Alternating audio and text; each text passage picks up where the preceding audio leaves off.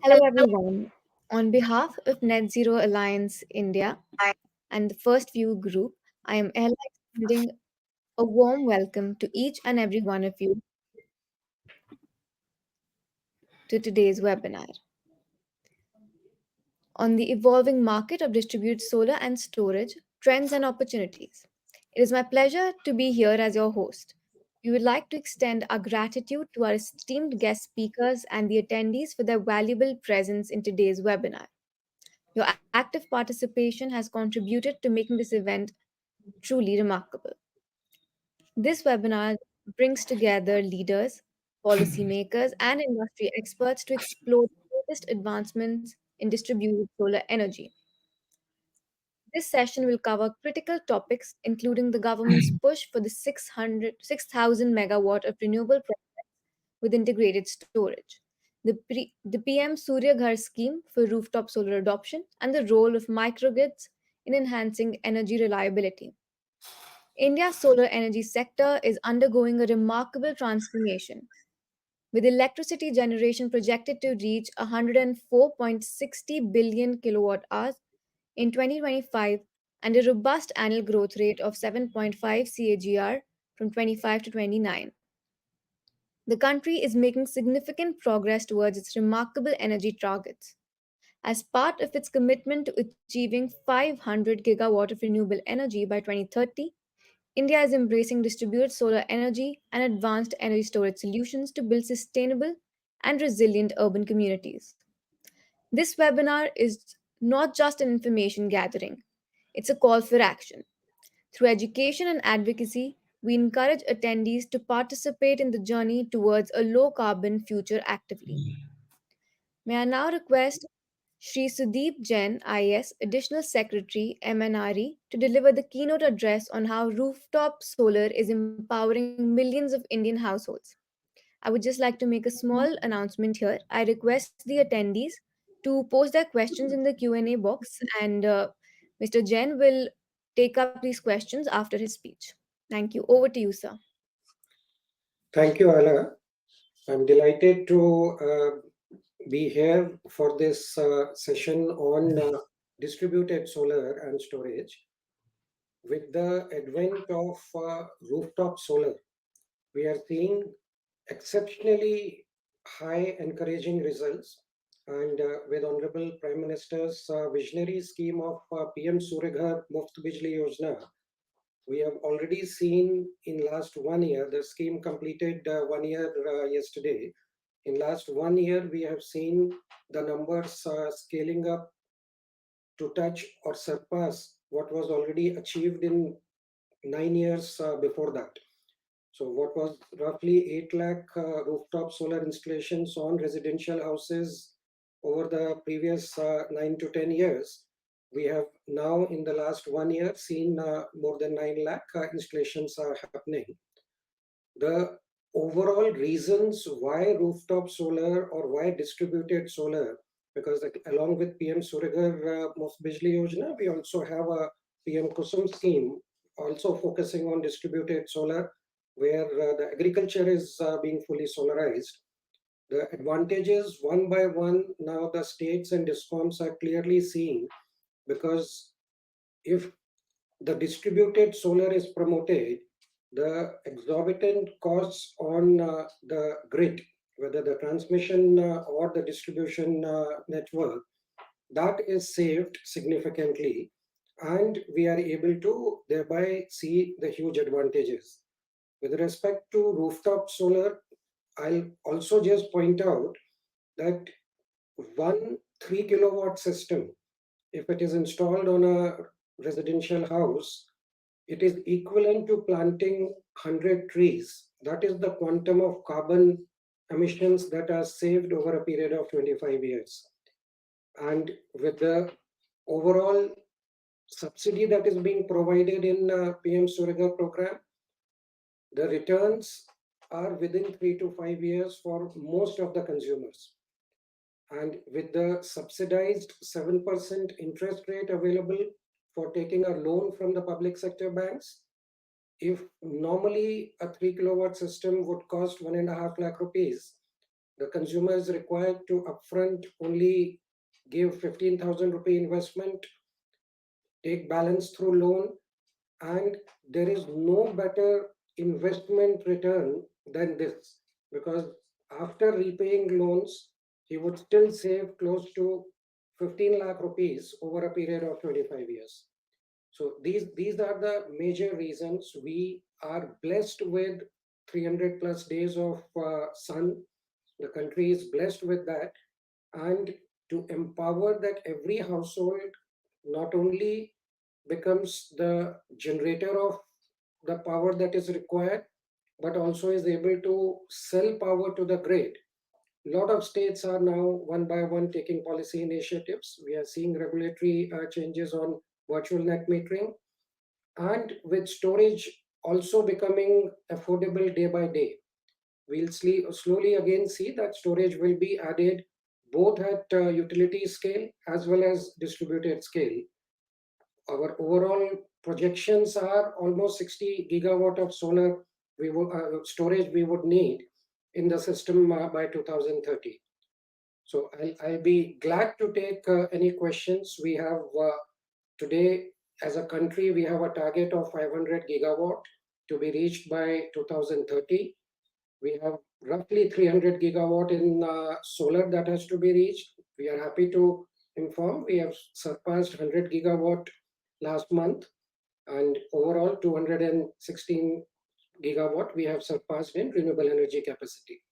So exciting times for the sector, but yes, we need a lot of innovation, technology side, market side, to see that the various challenges that renewable energy and grid solar as well as distributed solar brings, those can be continuously tackled.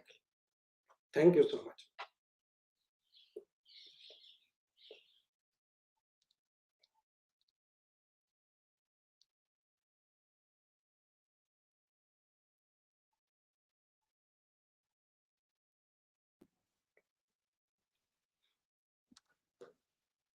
Thank you so much, sir. We'll just check if there are any questions posted by the audience here. Or any questions from the panel So also? there are no questions posted by the audience. So If there's any we've questions from just any of the received one. panelists. We've just received one question here, sir. I'll just present it here on screen.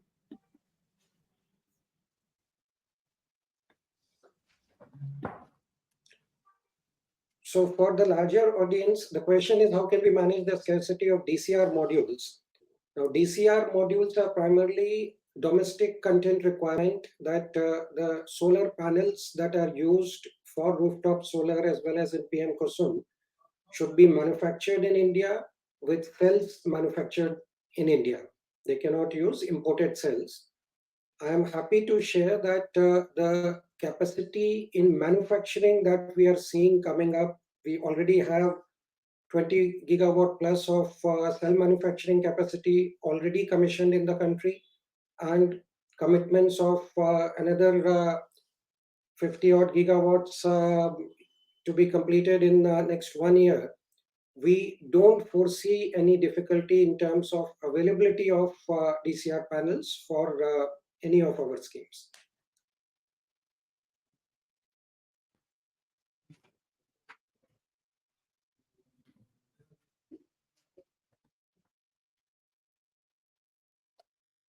So question, when there is not enough production of solar cells in India, there is no reason why a manufacturer would set up a capacity and when there is demand in the market that he will not produce. So when there is the demand, there is a mandate that only DCR panels have to be used. Obviously, the manufacturer or the all the manufacturers put together would be competing and supplying these solar modules produced with solar cells in India. And we have significant central subsidy, and there are a lot of states which are also giving additional state subsidy, both in PM Surya Ghar and PM Kusum. And that's the reason, even if there is slight variation, if there is a variation in the DCR prices of panels, Still, it makes financial sense to go with the subsidy model and install DCR panels.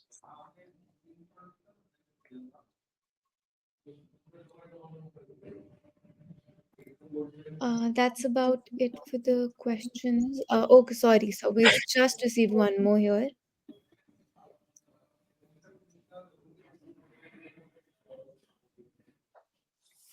Question is what projections we are looking for domestic use of solar till 2030. So, as I said, our renewable energy target is 500 gigawatt by 2030, out of which roughly 300 gigawatt will come from solar. We have surpassed 100 gigawatt, so we have additional 200 gigawatt that will come in next 5 years.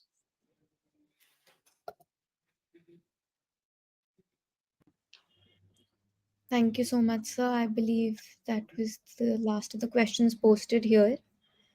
Thank you, Ala. And Thank you so much. thank you so much for those inspiring words. So, before we proceed, I would like to make a brief announcement. We encourage all attendees to actively engage in the discussion by posting their questions in the Q&A box. Our esteemed panel of speakers will address these questions during the interactive Q&A session after the panel discussion. So before we proceed to the much anticipated panel discussion, I would like to make another announcement. We are also excited to announce that this webinar is a curtain raiser to our main event, Distributed Solar Summit 2025, on March 12th at the Pride Plaza Hotel in Aero City, New Delhi. The Distributed Solar Summit is a key platform for policymakers, industry leaders, and investors to drive the expansion of decentralized solar energy. It fosters discussions on policy frameworks, financing models, and technological innovations that can accelerate distributed solar adoption. So don't miss this opportunity to gain valuable insights. The link has been posted here in the chat box. And now I would like to request my team to play the video for the Distributed Solar Summit.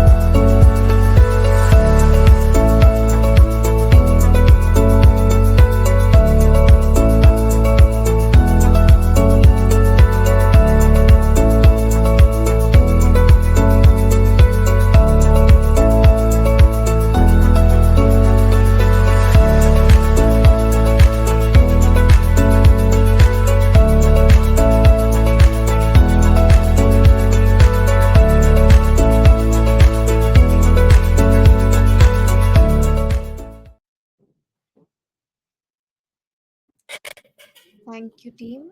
So I would also like to screen a few poll questions here for our audience today. I'll just showcase them here on screen. Would you be interested in sponsorship opportunities to boost brand visibility at our physical event? So I'll just keep these polls open here in the poll section and request the audience to fill in their votes while our panel discussion proceeds. Our next poll is, would you be, sorry, what type of engagement would be most beneficial for your company at the event? So again, I would request the audience to keep filling in their votes while we proceed with our panel discussion. So without any further delay, let us begin our highly anticipated panel discussion session for today. It is my pleasure to introduce our esteemed panel of experts who will share their insights and expertise on the topic at hand. Mr. Vaibhav Singh, Executive Director, PwC, Mr. Vinay Vyas, Chief Executive Officer, Fusion X Energy, Mr. Raman Ladda, Director, Infosol Energy, Mr. Harendra Tomar, Leader, Business Development from SunGrow India, and Mr. Jaykumar Vaghela, CEO Distributed Solar from Fourth Partner Energy. Mr. Vaibhav Singh, Executive Director PwC, will be the moderator for the session today. Over to you, sir.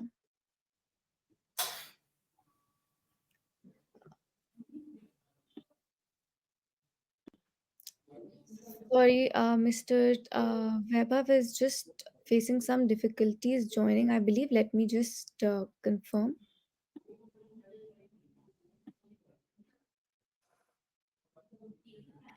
In the meantime, if we can just begin with introductions. Mr. Vaibhav has joined. Good afternoon, sir.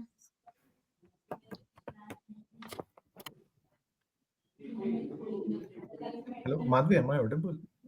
Mr. Singh, yes, you're audible. Sure. So, Madhvi, if you want, we can have that introduction that you mentioned. So, just taking a minute in terms of who the panelists are, and that would also be useful for the audience here. Sure. So we can begin with Mr. Vyas. Yeah, thanks. First, I would like to thank Solar Quarter to inviting all of us in this interactive webinar. It's been a pleasure and a very important topic of distributed solar and what innovation can happen, what the role of battery is. I'm in this industry from last 20 years. I've done a lot of large scale project, microgrids, distributed solar energy. And I'm a firm believer that distributed solar is a critical thing to consider, considering where the load is, where the demand, and where we can generate. So happy to share my thoughts in this presentation, in this webinar. Thank you. Sure. Thanks, Sunayji. I'll request if Brahman, you can also take a minute and give a quick introduction. Sure. Thanks, Vaibhav. And first of all, thanks to Solar Quarter for giving the opportunity to me for presenting my view alongside such an esteemed panel. So I have been working in the clean energy space since last 8 years, and it has been a mind-boggling experience. We are truly at the cups of a new transformation which is going to happen. The way we consume energy, the way the overall energy dynamics is going to get transformed very drastically over the next 2 to 3 years, and really amazing to be a part of this journey, and looking forward to contribute my views on this topic of distributed solar and storage.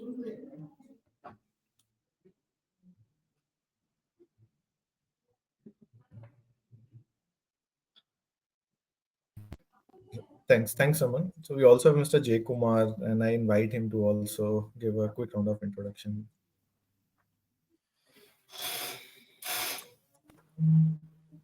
Hi, good afternoon, everyone. My name is Jay Kumar Vaghela. I am the CEO of the distributed business at Fourth Partner Energy.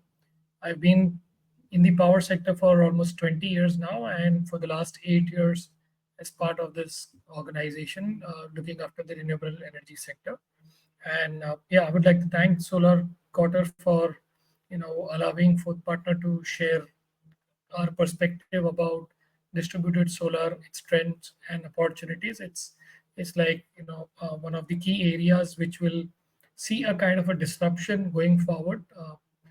We have seen a lot of action in the large scale, which is like close to about 80 odd gigawatts of installation, and on site is about 18 odd gigawatts, which is already installed. But it's now at an inflection point where storage and distributed solar will help the next level of growth. Looking forward to an exciting discussion. Thank you, Mr. Vaghela. So with that, I come on to our final panelist for the day, Harendraji. If you can also give a quick introduction, that would help. Harendra, you are on mute. So, first of all, thank you very much, Solar Quarter and Vaibhavji, having me here. And I'm representing a company, Sungrow. Sungrow is in India since last 10, 12 years in renewable energy sector, specifically in solar inverter business. I have been associated with Sungrow more than 7 years. Before that, I have been associated with Solar Energy Corporation of India. So having spent more than 12 years in RE sector and seeing all the up and downs, basically the ups in the renewable energy sector. So I'm here to share my views on the subject topics. Thank you. Sure. Thanks, Arinder. So thank you, everyone. Thank you so much for joining in. Uh, this session is really crucial because as we embark on this journey of having more and more renewable energy capacity installed, and we recently had that milestone with our solar capacity exceeding now 100 gigawatt of installed capacity. Uh, and majority of that has been on the back of large scale grid connected projects. Solar parks have contributed to significant capacities. We happen to have some of the largest solar parks and projects globally. Uh, However, if we want a more inclusive renewable energy development, that cannot happen unless we look at distributed generation and distributed projects. Uh, and that is beneficial from multiple standpoints, from the point of view of utilization of a transmission network better, from the point of view of having generation that's augmented in a better way with consumption in close proximity, often also leading to lower TND. Uh, and also from the point of view of an inclusive growth. So rather than just focusing on storage large scale projects that are deployed or wind projects at a specific location, distributed solar allows possibility for example, smaller megawatt capacities to come in, leading to higher employment generation potential, leading to also a better visibility. So from an inclusiveness perspective, also distributed energy becomes crucial. We will be trying to discuss a lot of that during the panel discussion. I'm pleased to have a panel that has years of experience with them. So what we'll try to do is, rather than just scratching on the surface, we'll be going into a bit deeper in terms of how this sector has been progressing, how the sector dynamics are, how the sector has been evolving, also the challenges that remain, and going forward, what more is needed to have a thriving distributed solar market and ecosystem here in India. What I'll do is, to begin with, I'll pass on the floor to Mr. Vagela. Mr. Vagela, you have been doing a lot of open access project. In your introduction, also you highlighted gigawatt sort of capacities that you have been deploying. My request to you is if you can just take a couple of minutes highlighting how have your experiences been.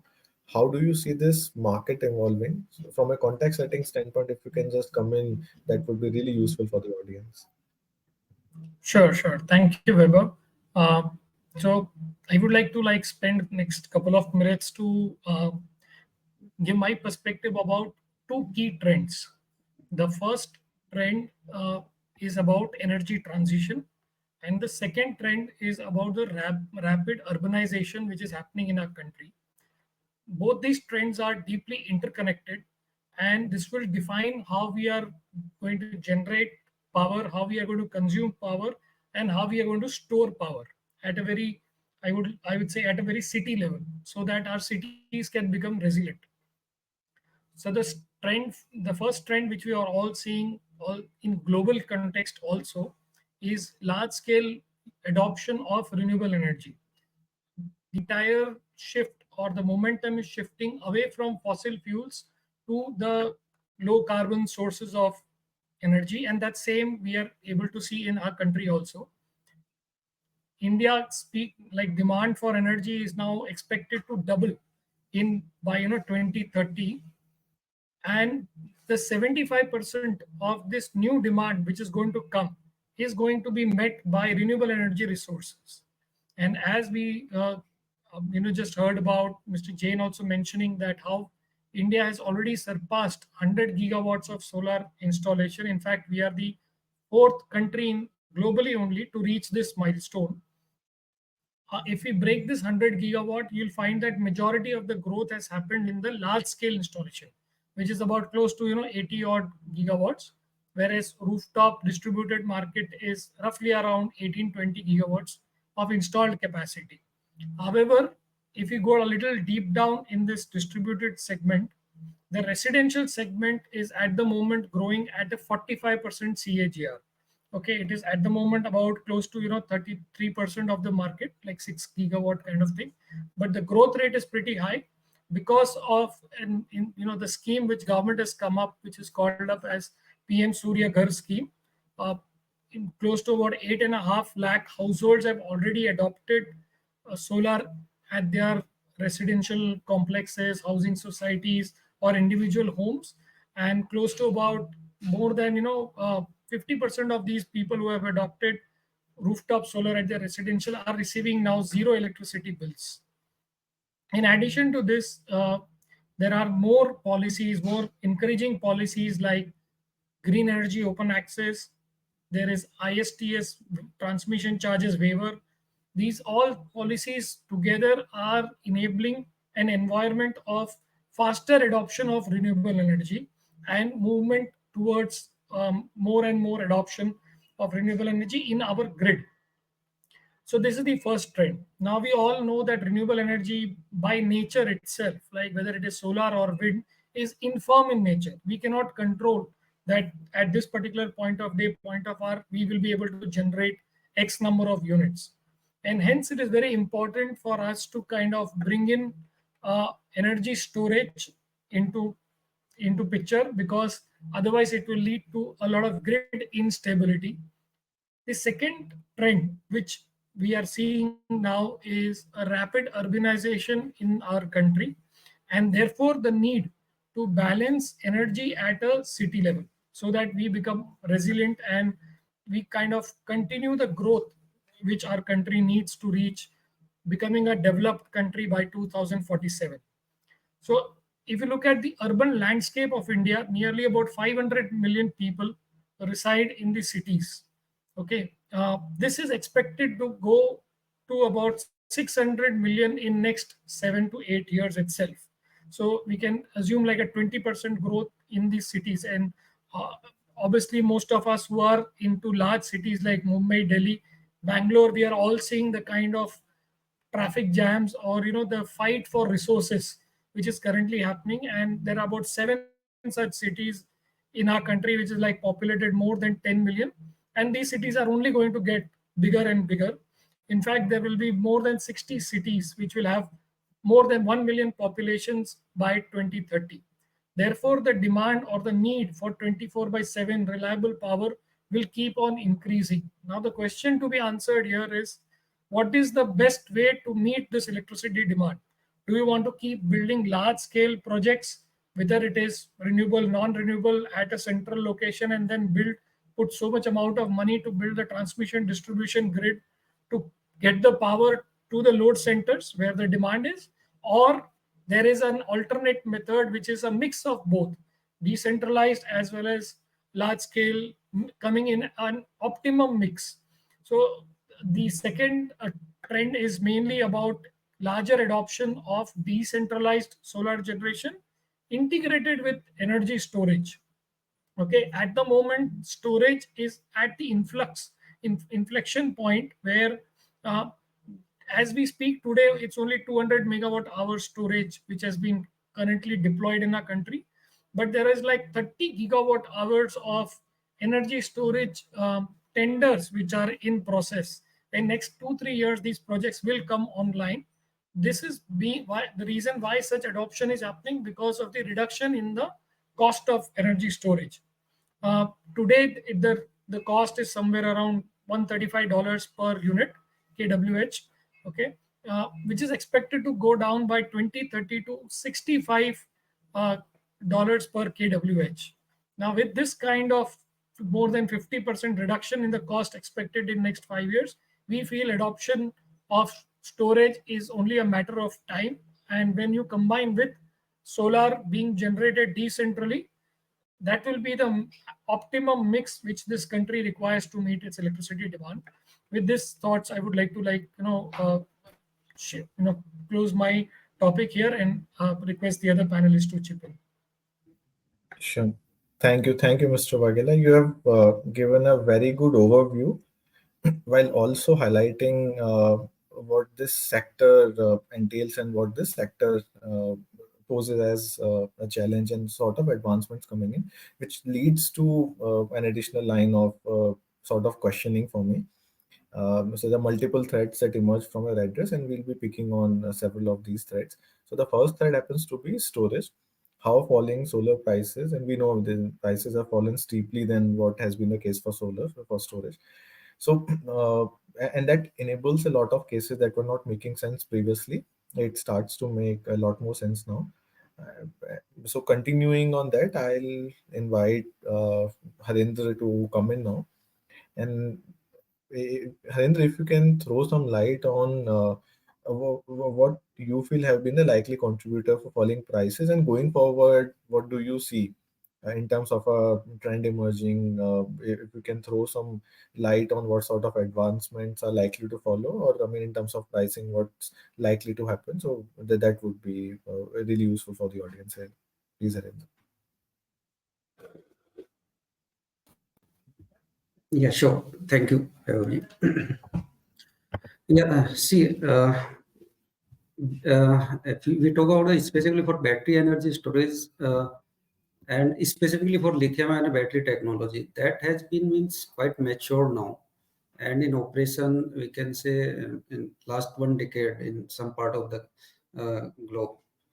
In India, just we got the traction of battery energy storage due to various, I can say the demand side and then our grid side requirement. So we have seen a much more traction in last 1 year in the utility scale as well as now in the distributed, maybe in CNI sector also. Reason being, major reason is that that price has come down drastically in last 1.5 year. We have seen a price trend downward in maybe in last decade also. But since after COVID, there is a huge disruption in the supply chain and that price has gone up also. But once the supply chain has been stabilized, that price again come down, and then China came into the picture. They have set up large scale manufacturing facilities and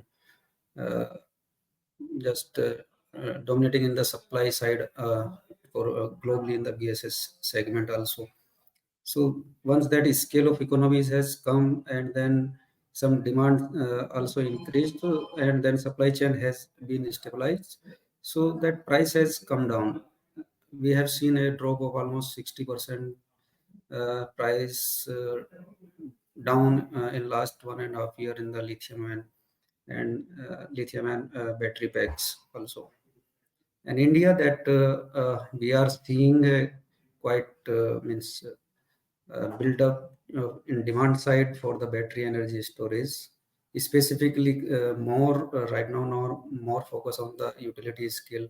Lot of tender has come, and then CNI scale is something like that will follow the success of the utility scale. What we believe, because once that means we see the successful establishment and operation of these utility scale projects, and then the some more competition in the price, their technology, their maybe the skill manpower increase. So CNI sector surely will catch up in that segment also. So if it means talk about trend, what is expected in the price side for BSS, what we believe, there is a much more stabilization we are seeing in the price. Yes, there may be some correction in future also, but that will be due to only if new technology will emerge, and with that, if that technology will challenge the lithium ion batteries, like we are talking about the sodium ion batteries and some state solid state batteries also. But that, I think that will take some more time to get commercialized and then come into the larger scale. So if that competition will come, surely there may be some correction also in that. And now the scenario is quite stabilized in the supply chain also. So that price we are seeing quite means will remain in the range of 5-10% up and down that we are seeing. Sure. Yeah. Thanks, Arinder, for this. So, I have a few questions, but I'll do that. I mean, once everyone in the panel had an opportunity to comment. So, with this, I would request Raman, if you can come in. And my question to you is specifically on what Mr. Vagela had alluded to, that while we're looking at distributed renewable energy, a lot of emphasis of late has been on solar rooftop. India already is embarking on an ambitious household rooftop program. Uh, what I would want to request from you is, given your experience and exposure in this domain, what sort of developments are you seeing? Specific to households, what sort of trends do you see emerging? What has been the offtake like? And if you foresee any challenges coming in, so specifically on rooftop, if you can present So an overview, that would help. definitely. Thanks for the question, Weber. So, I mean, this is one of the most ambitious scheme which is happening for adoption of renewable energy in the entire globe, powering 1 crore households. I think it is very ambitious mission which has been taken up, and already we see a very good success which has been achieved. Close to 10 lakh installations now expected by March 25. So we are on the right track. I still remember when this scheme was initially launched, and the Discom officials had asked us how many installations do you do in a month, and we said maybe residential we can do close to 50, and they were like, no, you have to do close to 2,000, and we were like boggled down, just after hearing this remark from them, and now we see the rationale and reason behind that. Initially there were a few hiccups, the entire supply chain got stuck up, there were no 3 kilowatt inverters available in the market, the net meters got stocked out. But I think slowly we are building up our manufacturing capacity. We can see a very significant addition of domestic manufacturing cell capacities because of having such a progressive scheme. And I think the overall agenda of the scheme, as it's been driven by the PM's office, is inclusive growth. So when we look at it, the end consumer, someone who is utilizing a 3 kilowatt system is almost getting close to 40% subsidy on his solar installations. Earlier, what was happening was, if you look at most of the, a couple of years back, the installations which were happening, they were happening more on the high-end CNI segment or high-end residential customers, but it was not coming to masses. And this scheme has done exactly that. They have helped solar reach the masses and make the common man also part of the overall growth story. Second, what has happened is it has also supported a lot of small scale EPC players to grow up. Just to put things in context, in a city like Nagpur in Maharashtra, we have more than 1,000 registered EPC vendors who are doing solar installations at good scale, under this scheme. So it is creating employment at a very high level because of being distributed in nature, and because of having a significant advantage of being a hyper local service provider. So that is the second benefit which is coming from this entire scheme, that in the entire ecosystem it is giving opportunity to a lot of uh, entrepreneurs and small scale system installers. And third benefit which we are seeing is in terms of promoting our own domestic manufacturing because of the tremendous trends.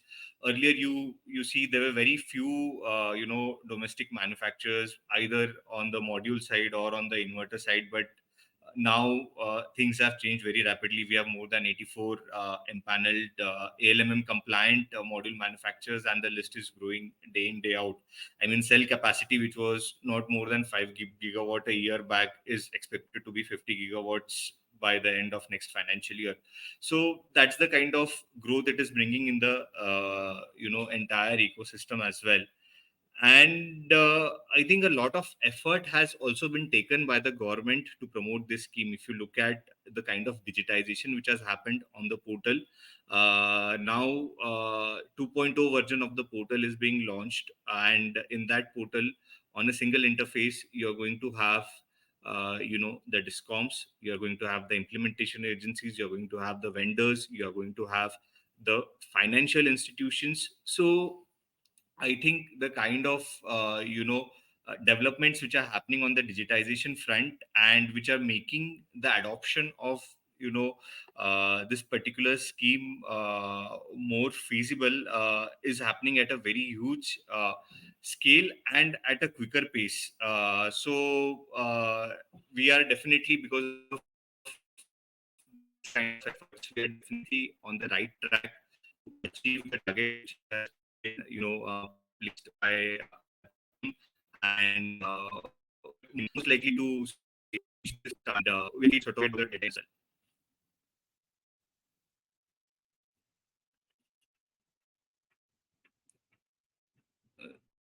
Those are my views about. Sure. Thank you so much, Raman, for this.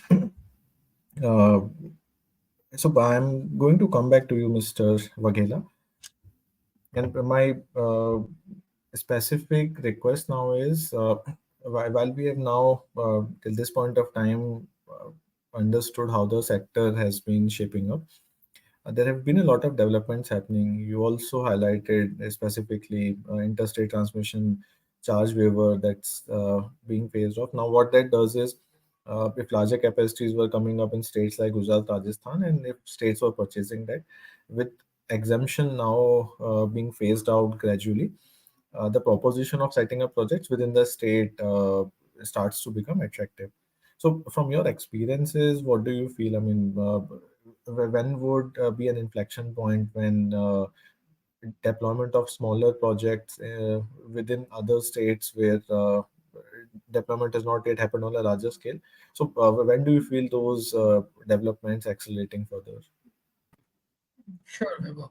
So let's take a step back and understand why kind of ISTS is being adopted by a lot of large consumers. So ISTS, first of all, has one of the, like, because being in renewable energy like wind and solar, banking plays an important role for any customer to adopt renewable energy, because the power which comes from renewable sources is very variable, right? So forecasting the generation and matching that with the demand is a really big challenge. So therefore, most of the customers prefer to have a larger banking period. And nowadays, with green energy open access being adopted by most of the states, the banking is now restricted to 1 month. Whereas in ISTS, the settlement is real time. When I say real time, means every 15 minutes. So every customer first needs to kind of understand that the capacity which they are going to tie up in ISTS, whether they will be able to absorb the entire capacity in every 15-minute basis. Otherwise, it will lead to a lot of lapse energy. Second is today, as we speak, there is a waiver till June 2025, which is 100% waiver on the ISTS charges. Only the losses are implemented, and that is why, even if I set up power plant where the resources are the most available, like Rajasthan or say Karnataka, the power can still flow to a state like Punjab, which is not open for open access, say Andhra or Telangana, which are yet not very conducive for open access. The landed power is more or less same as what they would have got from a STU connected plant, right? So therefore, most of the customers are opting for ISTS plant. However, going forward, as this waiver goes away and it comes closer to like 100% of ISTS charges, then the question would remain is mostly with respect to banking. So if a customer is not able to absorb the real-time power on an ongoing basis, he would like to opt for an within the state supply, which is an STU connected open access plant. Having said that, it also depends on whether that state has a very conducive open access regulations. There are certain states which charge additional charges, or they have a different way of calculating the maximum banking allowed. All these equations will have to be looked into before they finally decide whether they want to go for an STU connected plant or an ISTS connected plant.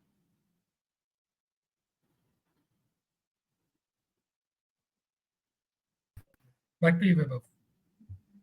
Sure. Thank you, Mr. Waghela. So I'm coming to Raman now. And Raman, my ask is similar. ISTS point we have discussed the rationale of it and insights in terms of how it's going to impact the sector. Uh, from the point of view of other open access regulations and anything, I mean, related to net metering. So, do you foresee any specific obstacles that are hurting growth of this sector that you may want to touch upon? So, I mean, I'll just share a very, small example. Presently, in Maharashtra, MSCDCL has filed this tariff petition. And now what they are suggesting is every time zone, apart from the solar time zone, is a peak time zone. So practically, all the projects which have been installed until now under the net metering mechanism, where they have tried to take advantage of the banking facility, advantage of the net metering facility, they would, to a certain extent, become unviable. So, I mean, there is a rationale for this kind of decision making as well. If you look at Maharashtra, our total power demand is 27 gigawatts, out of which 13 gigawatts of solar tenders have been awarded under the PM Kusum scheme. So, in the context of Maharashtra, it is called as Mukhyamantri Saur Krishi Vahini Yojana. So, under this scheme, 13 gigawatt of power is going to flow. So, if 50% of my power, I mean peak, I mean capacity, power capacity wise is going to come from solar. So definitely there's going to be a differential in terms of the cost of power purchase of the discom during solar and non-solar hours. And because of this particular trend, what we are seeing is that open access projects which are going to come next, as Vagela sir mentioned, we need to be very cautious in terms of the banking. We need to sort of uh, look at this risk which can come in the future, even if it is not there currently, because most of the states now have reduced their tariff during the peak solar hours, be it Chhattisgarh, be it Madhya Pradesh, be it Maharashtra. So they have reduced their tariff during the peak solar hours, and they are trying to sort of create a scenario where all the other time zones are going to be uh, off peak time zones, and solar time zones are going to be off peak time zones. And if we look at our overall energy mix as well in 2030, so the economics suggests that this is bound to happen, because definitely this is the most cheapest source of power currently, and it has a must run status. So from that perspective, this is something which is bound to happen, and as a developer, as a EPC company, we have to be very mindful of this particular risk which is going to come in the future and act accordingly. And the second trend which we are seeing in terms of open access is definitely, in terms of the interest which has been created for green open access. uh, Maharashtra now thankfully have, after getting the regulations 1.5 years back, they have started acting on this. Applications are now getting acceptances, NOCs are getting received. They have created their own digital platform as well, where such approval mechanisms are being fast tracked. So there is a lot of interest in terms of setting up solar plants under green open access. And this is going to be a very big transformational change for couple of sectors. Sectors like, let's say, you had your forging units, where earlier it was not possible to put up solar panels on the roof, or sectors where in most of the cases the roof was not owned by the customer, like all your commercial places and stuff. So these are the 4 or 5 sectors where there is a very tremendous growth which is going to come in terms of green open access. So yes, green open access and open access coupled with storage, these are the two emerging trends which is something which we need to look out for and build our capabilities to sort of ride the coming wave. Sure. Thanks, Raman. So, Raman, I'm specifically picking on to the second point you highlighted, which is solar that's integrated with storage. It could be through specifically only solar storage. It could also be through solar wind hybrid, and you club it with storage to have RTC or an FDRE sort of a profile. So on that line, I am bringing in Harinder once again. So, Harinder, my question to you is, uh, there have been various models through which sort of these projects are coming up, as I discussed, RTC, FDRE, or solar storage alone. And apart from that, there are other configurations from a consumer standpoint of having behind the meter application for storage. So, from your experience, since you have been within all of these segments present already, where do you see a lot more interest coming in? So, while you are dealing and discussing with developers as well as consumers, so which of these sectors do you see attracting a high traction? Yeah. So, since we are offering the product for BSS in the market, so we are interacting a lot of the stakeholders in the segment. And see, in India, basically, battery energy storage system got a traction firstly in the utility segment. And utility segment, specifically for standalone battery energy storage, that got more attraction due to the price, due to the less complexities while integrating with other RE generators. We have seen price drop in the tariff also. In 3 years back, we have seen a 10 lakh per megawatt per month of the tariff. Now we are seeing a more, less than 3 lakh per megawatt per month of the tariff in standalone. Also, I think standalone battery is the more attractive because that have less complexities while executing and integrating with the grid. Second is now the FDRE. That is also quite. We feel that it is means developer are comfortable to integrate their RE power to battery energy storage. They are means quite comfortable in terms of the technology, in terms of the economy of scale is there in that also. So these both segments are getting more attraction from the developer and investor as well as. Reason being is that key FDRE also have solar wind all together. So that also giving comfort in terms of the means energy security and more contributing towards the clean energy generations. So we are seeing these both sector more for large scale. Now CNI sector also, because see in India tariffs in some industrial zone are very high. It is or in peak time there is more than that what they can afford in that competitive price market for their product offering, their production, their manufacturing, because everything is very competitive in India. So they are also now coming out to means have battery energy storage. So because the economy of scale and the price of the BSS has come down, so now they can thinking to afford it. Maybe initially 2 hours right now, but now we are also seeing that some of the tender have come out with 6 hour of energy storage also. This is only due to that to the economy of scale and price market. And we are looking forward also. We are seeing see in India that we have a large one of the largest grid, and that is need to be supported.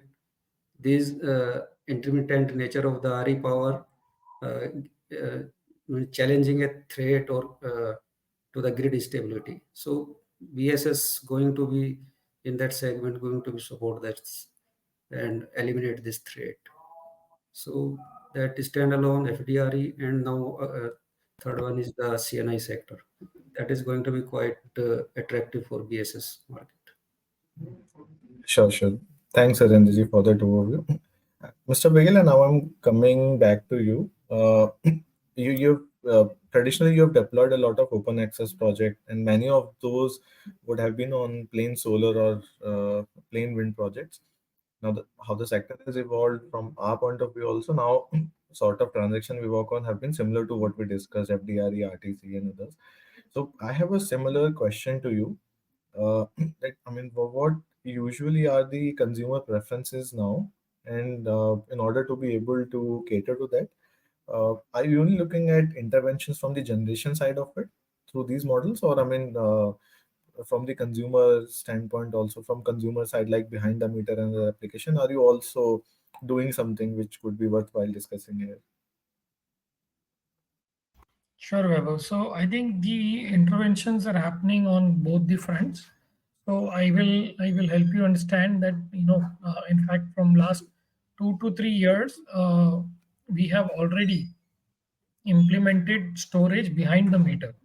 So there has been one retail chain in Bangalore, which we implemented solar integrated storage, and we were able to completely take that retail chain off grid.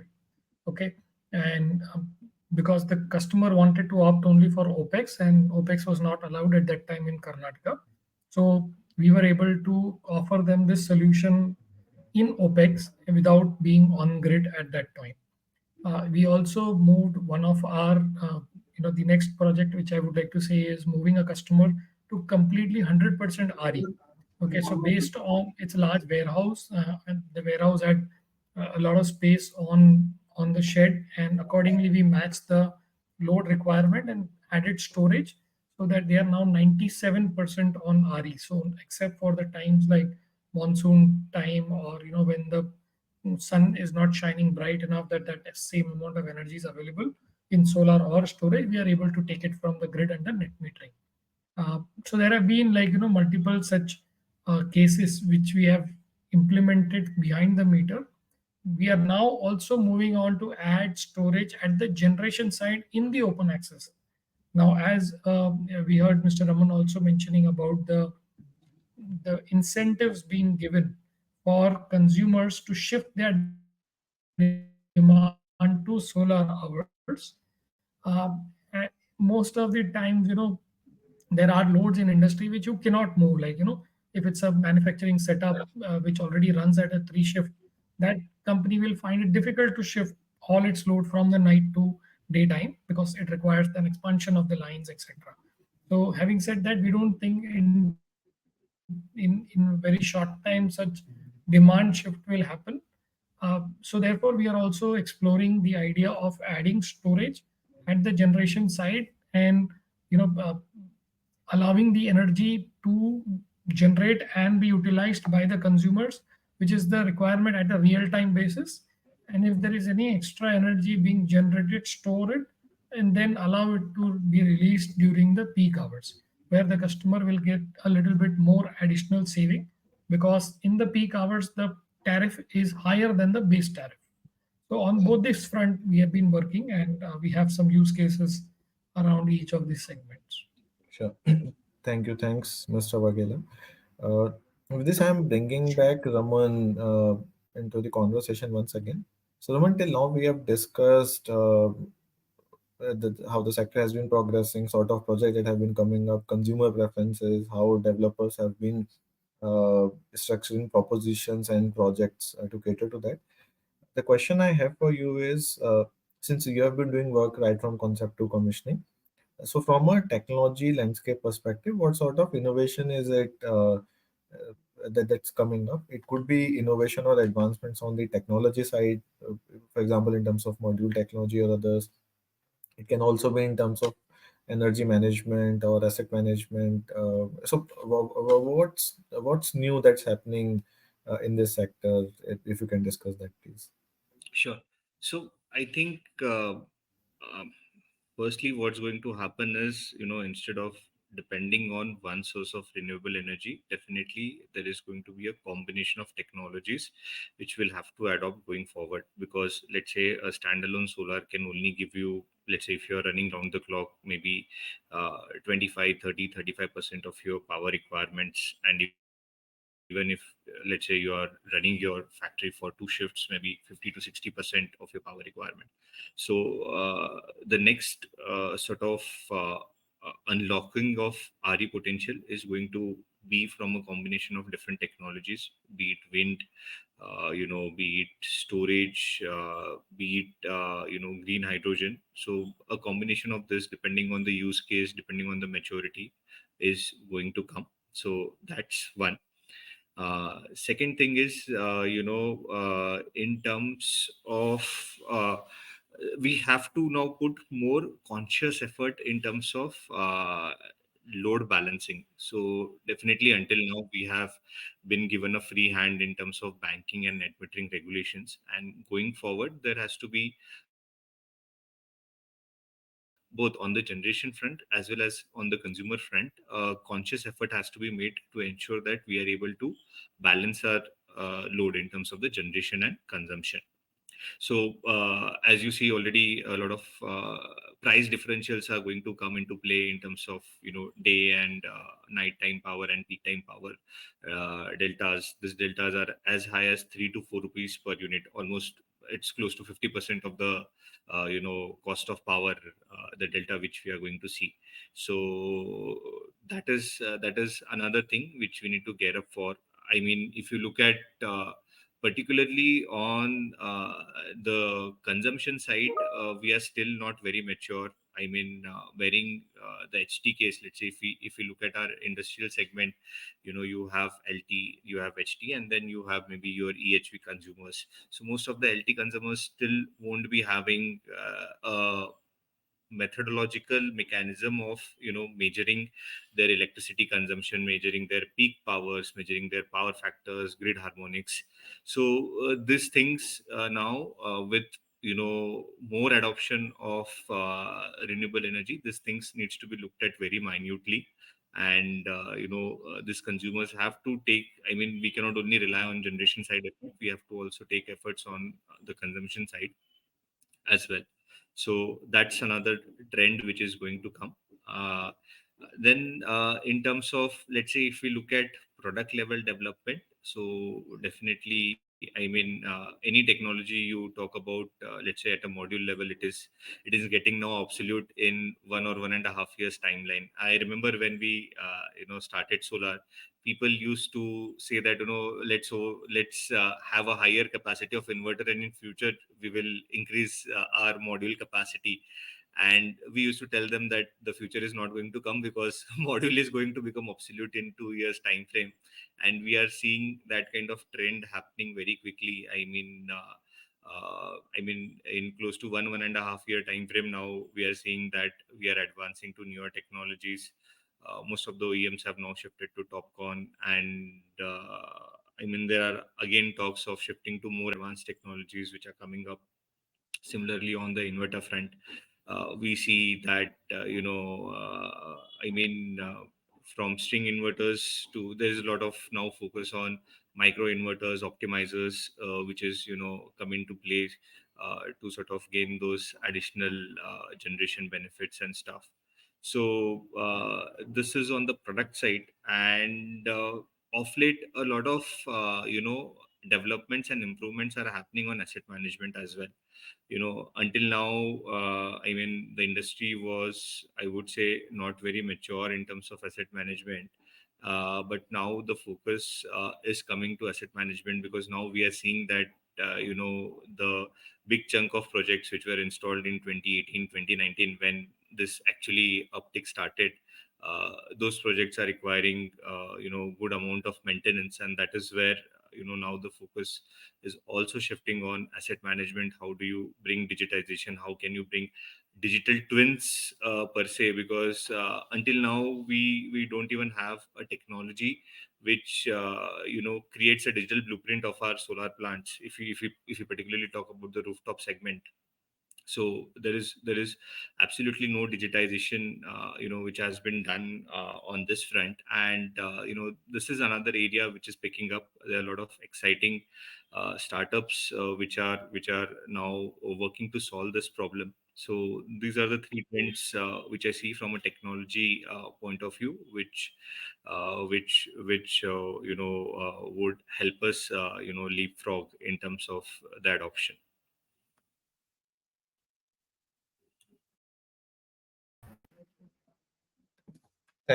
Thanks, Aman, for this. So what I would do now is bring in Harinder once again in the conversation on specifically what more is needed. You can also bring in the storage angle here, because there have been various aspects to it in terms of affordability, which we clearly see is now there. But in terms of scalability, in terms of scaling up to larger volume, is there anything that you feel is currently missing in the ecosystem?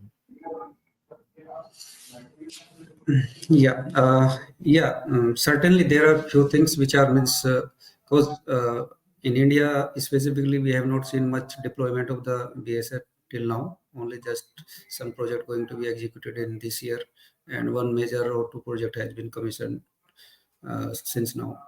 So there are few challenges also there in the BSS market. If we talk about the distributed BSS requirement, where the requirement of the system is means say need a variety of the solutions. OEM is can't offer a standard kind of solution there. OEM have a standard solution, but this is quite challenging while the requirement coming with the different voltage level, different rating system is required. So that is one major challenge for the OEM. They need to work more and innovative in that, offering this solution for distributed BSS requirements. And there are other challenges, like there are still we are lacking in the skilled manpower who can execute the project at site and do all the site work for the BSS.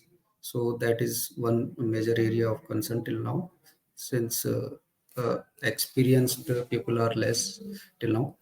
And other things are the supply chain is also not the we are means in line with that. Government is supporting Make in India in all the segment, especially for RE segment, module or hydrogen or battery cells manufacturing. But where is the raw material, and where is the other discrete electronic components are there? So that supply chain management is need to more support or more attention or more push from the government side also. That's we are looking. Sure. Thanks, Harinder, for this. Mr. Wagile, I'm coming back to you with the specific ask. So till this point of time, we have discussed a lot about open access. We have discussed behind the meter. We have discussed Kusum rooftop. One sector we feel we have not stressed enough on is microgrids or VPPs, mini grids. So uh, we used to have a lot of activity around mini grid, but primarily from the point of view of village electrification of distant areas, which I mean, after large electrification program took a backseat, but microgrids and VPPs have been there, and VPPs seem to be now emerging stronger. So I just want to take your inputs on if you're getting any specific queries around this, or are you focusing on this segment, and are you seeing any traction within specifically microgrids and VPPs? So we are not, honestly, we are not much into microgrids, but we have demonstrated with NTPC one project where we integrated solar and storage for their particular research center in Noida, and we have made it as a microgrid. So without any reference from the grid, we are able to generate power, store power, and run that entire facility for a good point of time. So that's how we have worked on a microgrid solution. But honestly, we are not kind of going out and trying to create microgrids for, as you rightly said, the villages or where the electrification has not reached. That's not in the domain of Fourth Partner at the moment. Sure. However, virtual power plant, I mean, I would say, that in the stricter sense or the definition wise, virtual power plant, which happens in the the Western countries, the same is not being adopted in India. Here it is more of having two contracts, which is one contract is for energy, where the power which we generate through renewable energy is sold, but it is sold more without the green attributes.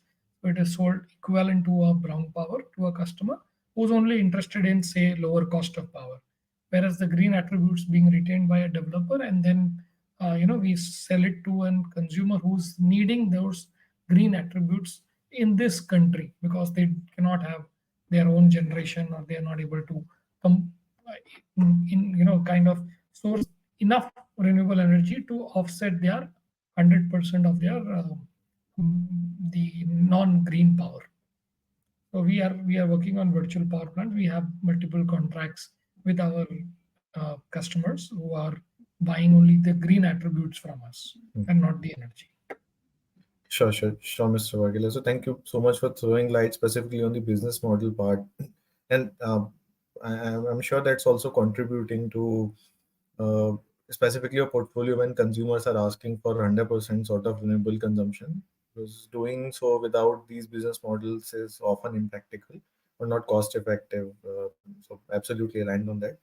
And Raman, I have a similar question. So drawing analogy from specifically business model for large scale or open access project, when it comes to rooftop, there have been specific concerns. Net metering we discussed and other things we discussed. But apart from that, virtual net metering, peer-to-peer trading, a lot of that was discussed. Some pilots have been there. But what's your point of view on larger scale up for those? And if there have been any recent examples that you can highlight, that would be useful. Sure. So I think if you look at it, in terms of utility scale projects, the biggest bottleneck which is going to come, in the coming years is land availability. First, second is availability of capacity in the network. Now, when we compare this with some of the things which we have on hand, I mean, if you take the context of Maharashtra, Bhiwandi has lakhs and lakhs square foot of warehousing space, which can be utilized, very much utilized, to put up the solar capacity.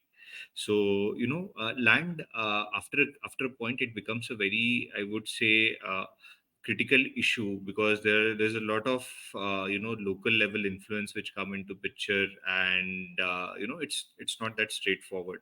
So until now, what we see as a major bottleneck in the upcoming utility scale projects, is in terms of land and capacity, can be solved if we are able to use this kind of surplus warehouse spaces, which is predominantly available in good parts of the country, and where power capacity, evacuating such power, is also not a very big challenge. So this can be unlocked, concepts like virtual net metering.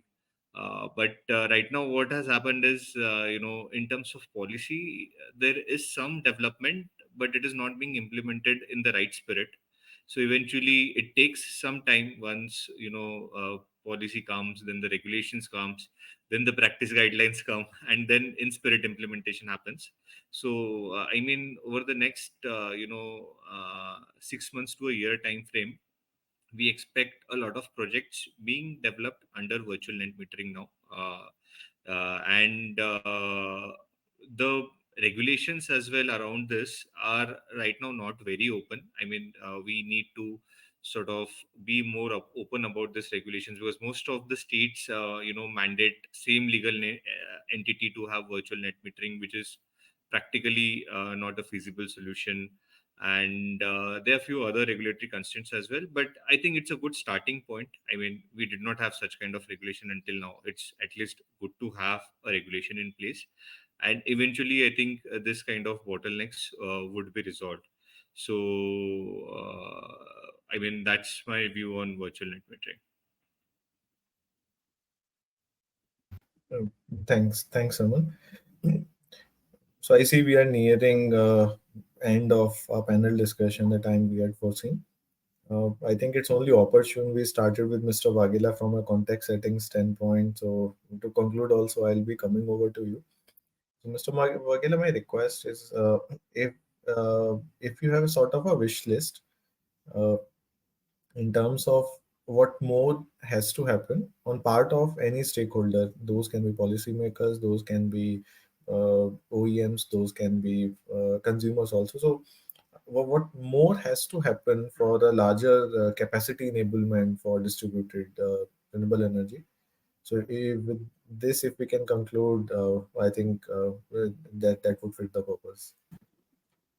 Sure. So I think a lot more has to be done on the regulations side. Although we have a lot of states where regulations have been very enabling, but most of these regulations remain on paper and does not get implemented at the ground level. Even if we talk about like Maharashtra, which has got one of the most liberal policies for renewable energy adoption, the last amendment on the distributed net metering regulations, they increased the limit to 5 megawatt, which is like one of the best in the country, but the discom has yet not adopted. So there are customers who are now wanting to increase from earlier 1 megawatt to now say 2 megawatts, 3 megawatts, depending on the land they have, and move towards net metering, but the discom is still not accepting the application. Their website still has 1 megawatt as the limit, which is in contravention to the regulations. So that is one thing. So uh, adopting whatever has been laid down as the policy by discom is the first ask.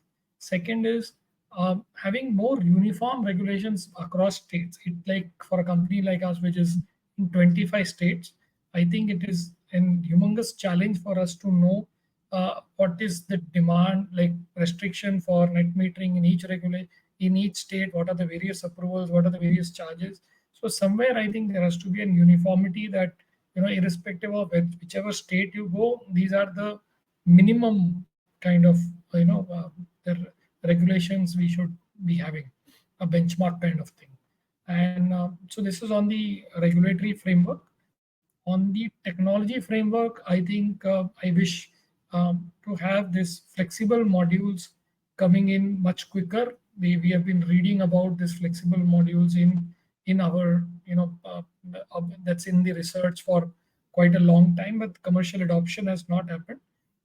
These flexible modules will open up a lot of spaces which currently the modules which we currently use are not able to kind of capture that area, and that will increase the the kind of capacity in the distributed a lot. I think these are the two, and third obviously is to the financiers. There are many segments currently, like the SMEs, the MSMEs, the residential customers, where the lenders are not comfortable to offer loans, and hence the OPEX option is not available. And these customers necessarily have to depend on their own money, that is CapEx, right? So if these three things, I think if they come up together, it will be a huge boost to the adoption of renewable energy in the distributed segment. Thank you, Mr. Vagela. Thanks for the wonderful conclusion. And you covered everything, right from policy regulation to technology to financing. So the entire ambit of how to deploy technology, deploying it cost effectively to consumer preference. So you touched the right chords here.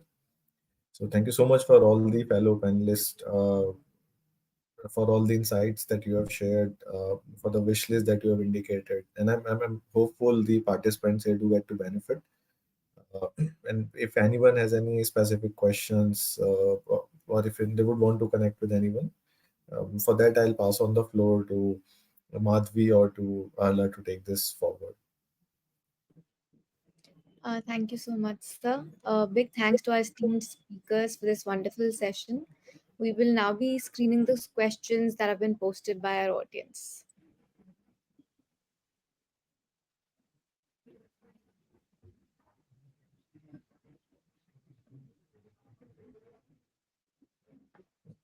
So I think Harinder can come in and best answer it. Per kilowatt Yeah, storage was coming down to below 65. uh, that is something which means talk of the town. We can say that price should come down more and more, then it will come. But I think there are two sides of this. One is the having a quality product and to serve the market, and second is the how the means government is looking to support this market in that segment specifically. So the achieving this price specifically, I'm not sure Mr. Kasun is asking for only battery pack or battery cell or this price. But these price, if you see, maybe some of the tier 2 or tier 3 OEMs also means talking such kind of price, not such, but nearby to that. Okay, so but that depend on the means developer and the investor how they are looking to means involve in that market and the product kind of product they are looking for. So government also has given some PLI scheme to develop battery and cell manufacturing here in India. So once that competitiveness comes, so maybe what price today is prevailing around 120 or 110 USD per kWh. So that may have some more correction once the domestic competition will come.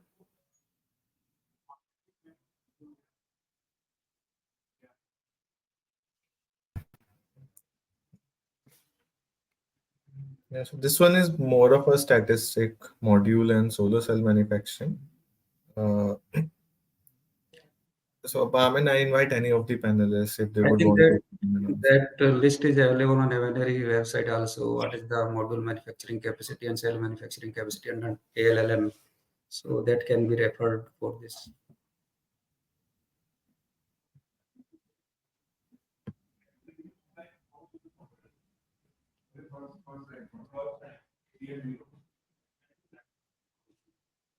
So, this I think we have discussed a lot during our panel discussion also, in terms of levers for growth, in terms of what's happening. But if there is any additional point, I request any of the panelists if they would want to come in and answer this.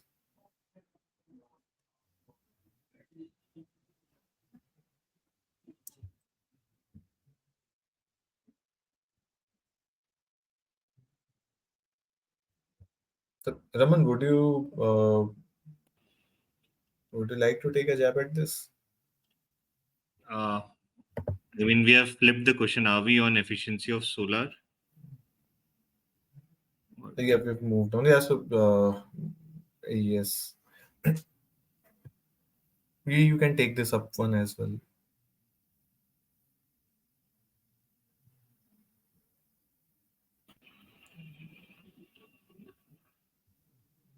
Sorry, this question is not very clear to me. I mean, I think the question is primarily around efficiency of solar PV. Yeah, there can be two parts: how the efficiency can be improved, and second, in terms of maximum potential. You can take up the efficiency part. Any trend you are seeing in terms of efficiency, we do see that going up every year. But any specific trend that you see emerging, you can highlight that. no, I think in terms of technology now, as we all are aware, we have almost migrated to the TopCon technology. So that's one which is almost giving a yield of close to 2 to 3% over the monoPERC technology, which was the earlier prevailing technology. TopCon is by default coming with glass to glass technology because the degradation in terms of glass to transparent backsheet is higher. So that's another thing to take care of while designing your solar systems, that you need to be mindful in terms of breakages, and in terms of designing your structure accordingly. uh, Topcon again comes with higher rated current. So now most of the inverter OEMs have upgraded their inverters to take care of this scenario. So that is another development which is coming up. We are seeing more number of bus bars getting added because of the higher current you need to reduce the losses, and for you to reduce the losses, you need to have higher bus bars.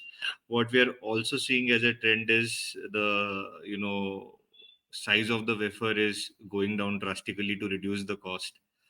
This is something which is alarming because this is going to lead to micro cracks, a lot of micro cracks in the coming times. So that's a balance probably which has to be made now in terms of the wafer size, reducing the wafer size further, and uh, you know at the risk of the quality versus achieving the cost constraints.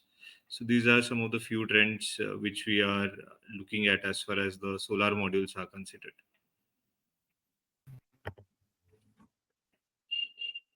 Sure. Thanks, Saman.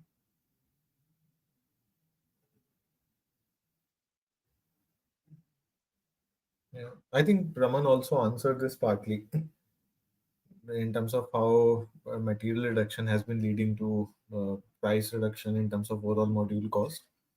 I think, yeah, that has been discussed. We can move to the next question.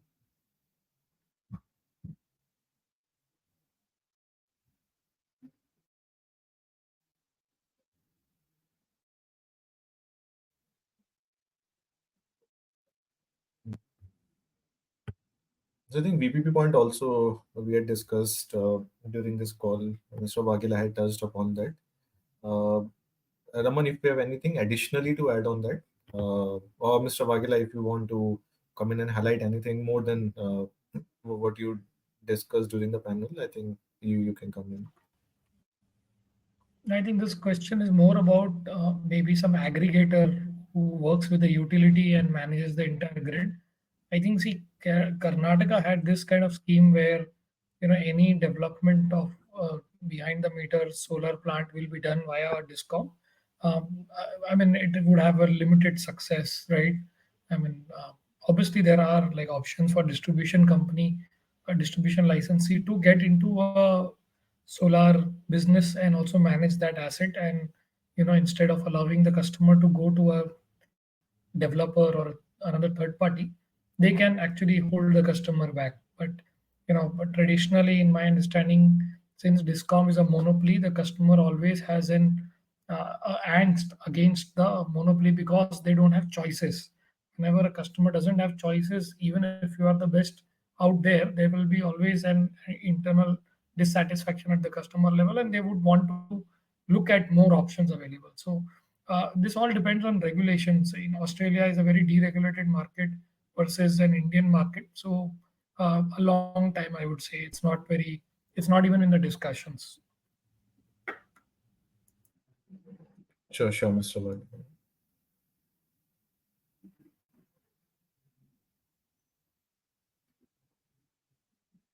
Yeah, so this is also an interesting question.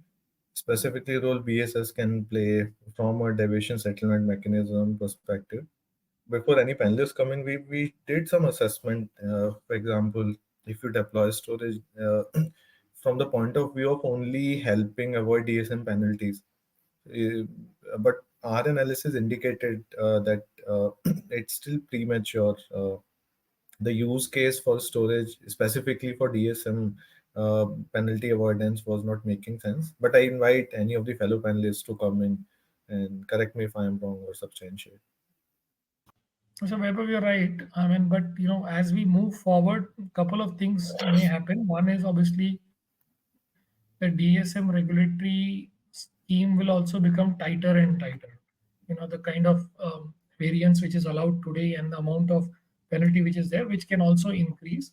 And secondly, whenever we are evaluating storage, if you only have one use case, may never be able to justify because it's not a generating asset, on its own. So you'll have to add multiple use cases, and avoiding DSM penalty could be one of the use cases.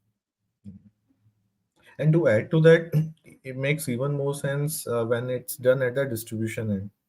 Because you can look at peak management, you can look at frequency regulation, you can look at DSM avoidance. So, from our analysis perspective, we have realized there is a larger sense that comes in if we do that. So, exactly aligned on that. Yeah. Hala, we can move to next question. We have one last question here, sir.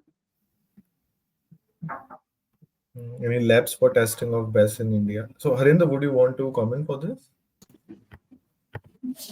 Yeah, actually, there are two types of testings are there and requirement are there. Some I'm not sure which standard against is asking about the testing, but for that battery cell above 280 Ah or 314 volt, which we are being used nowadays in the large scale battery energy storage, that is not yet mandatorily covered any standard OIS standard specifically to test.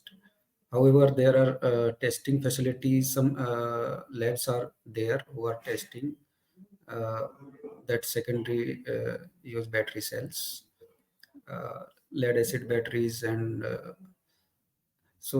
maybe CPRI is there. They are having some facility. Some other just forgotten the name. Few labs are there who are testing these battery cells, but yes, for that battery cell above than 280 or 314 Ah, that is, yes, it is not yet in that. Uh, Thank you so much, sir. I believe that was the last of the questions. So, thank you to our audience and our esteemed panel members. With this, we have come to the end of this virtual event. A special thanks to Mr. Vaibhav Singh for superbly managing the session. Your expertise and guidance enhanced the quality of the discussion. Our gratitude to all the speakers for taking the time out from their busy schedules for this key industry initiative. Before we conclude, just a reminder to all who are interested in finding out what the future holds for distribute solar in India, do register for our physical event on March 12th at the Hotel Pride Plaza in Aerocity, New Delhi. The link has been posted in the chat box. A big shout out to our attendees for extending your time and support for the event. As we conclude this event, we assure you that we will be back soon with more exciting sessions. The floor is now open for networking. Thank you all. Yeah, Thank you. thank you. Thank you so much. Thank you so much.